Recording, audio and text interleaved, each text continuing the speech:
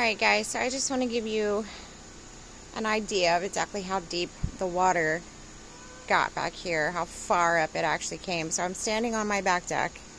We've got clothes that have been hand washed and they're hanging to dry. But I'm just going to come down the stairs. Okay, you can see my neighbor's got a tree down over here. Everything that was in the fence obviously got washed up to that corner. I'm amazed that the fence is still standing, but the water was to right here where my feet are. Okay. Yeah, so we have not cleaned up our backyard yet, but I'm just gonna walk out here and show you. Tyra, what are you doing, baby? My cats are like, what are you doing? It's still really muddy.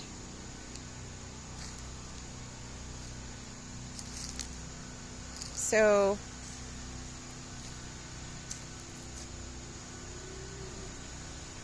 you can see the water was probably about up to here. I don't know if you can see my hand. That's probably waist deep on me. Okay.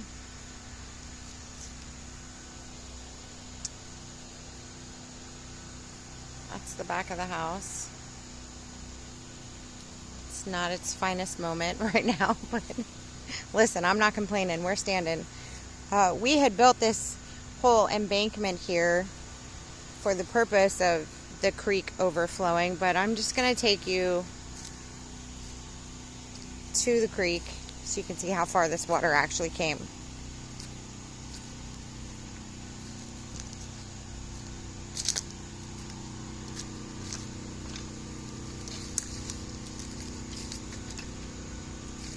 Tripping over things.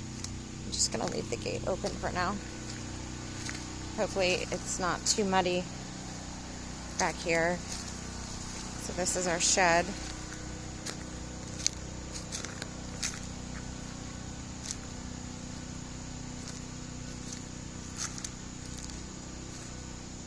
Walking down the hill.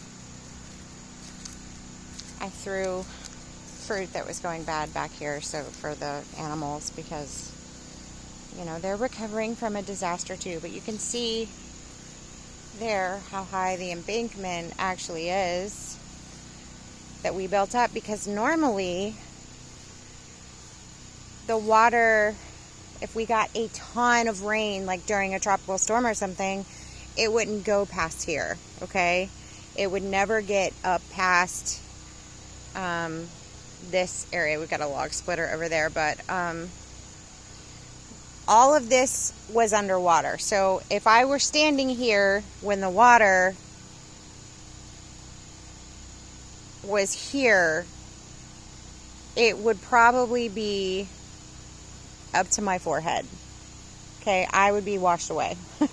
We saw trees, we saw trash cans, we saw all kinds of things floating by. But this area has just gotten flattened, and I'm just going to walk back to the creek. It's very muddy. I have seen some deer return to the area. Not as many as usual, but they are still here.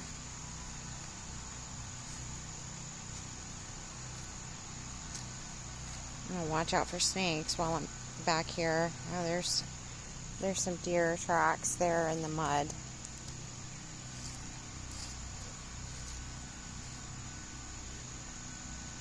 This mud is very squishy and not fun, but I just want you guys to see how bad this got, okay? This is not normal. This is not... What is that? What is that on that pole?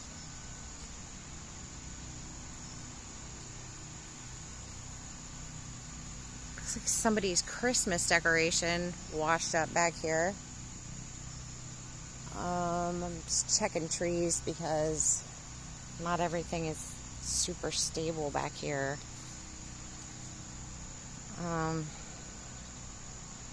This is all sand that has washed up from the creek bed.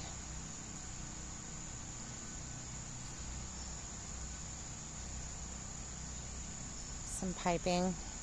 Oh my goodness. More deer tracks. We love our deer. So, this is our creek. This is what our creek normally, actually the flow is more towards the center. That whole island over there was a lot smaller and more towards the other side of that creek. So the landscape of the creek has completely changed. Oh my goodness.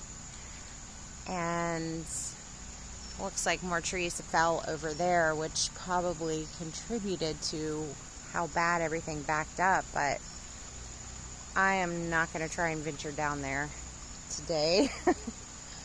But yeah, so I'm at the edge of the creek. Oh, here comes Tyra. She's going to come adventure with me. That's the back of the house.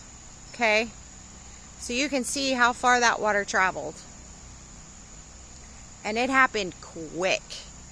Like super speedy quick. There's a tree over there that's very close to falling. But this is our creek. That's my Tyra. Let's see if I can't. Tyra, come back this way. I don't want you going down there. Come on, baby. Come on, Tyra. Come on, let's go. So yeah, we'll walk back to the house. And crazy. You can hear the generators. Some people aren't so lucky, or actually a lot of people aren't so lucky to have generators, but I'm very thankful. We are very, very blessed.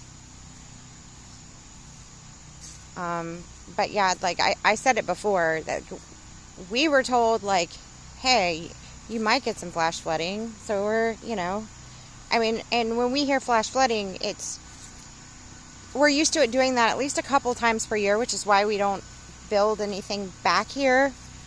But usually, with how high up the house is, it's not an issue. It doesn't go past the embankment. The land is, built up right here. So, but this time, no. It definitely. Come on, Tyra. Come on, kitty. Come on, baby. It definitely was way worse than what we were told it was going to be. We were told 30-mile-per-hour winds, and it was 70 to 80. There were places, I don't know, about 45 minutes away from here where it clocked in at like 105, 110 miles per hour, and I'm like, I don't know, it's just crazy. We are actually from Virginia, the coast of Virginia, so the 757, Virginia Beach, Hampton, Norfolk, York County, Newport News. And so we've been through hurricanes, and we're used to that whole protocol. And we thought, being here in upstate South Carolina, that, okay, that's not going to be an issue. And we've been here since 2012, and we've had, the remnants of storms, like tropical storms, tropical depression, coming through. And it wasn't, we'd get a little bit of wind, a little bit of, flooding back here, but nothing like what we experienced at the coast. But this storm caught not only us, but everybody by surprise. And it reminded me of Hurricane Isabel from when we lived in Virginia. My daughter was about 2 years old at the time, and that was, a pretty devastating storm then as well. But That was on the coast. We are in the mountains. Okay, actually the foothills of the mountains. Like, we are like hundreds of miles inland. It's just crazy. But anyway, I'm just documenting all of this to share, to remember. So the next time they're like, oh, you might get 30 miles per hour winds, we will be prepared, okay? Like, that's the way this is going to go down. But, yeah, I'm going to head back to the house because mosquitoes, bugs are pretty bad back here. It's really soggy. It's Tuesday. The storm was Friday. So, come on, Tyra. Come on, kitty. Yeah.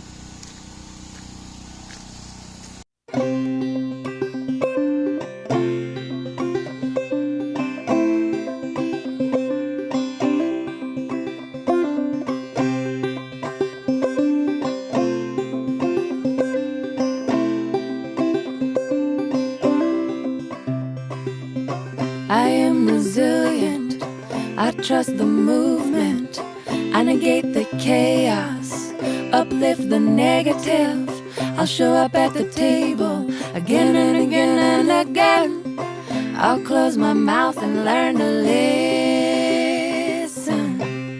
Whoa, whoa, oh, oh. Whoa, whoa, oh, oh. Whoa, whoa, oh, oh. Whoa, whoa, oh, oh. Whoa, whoa, oh, oh. Whoa, whoa, oh, oh.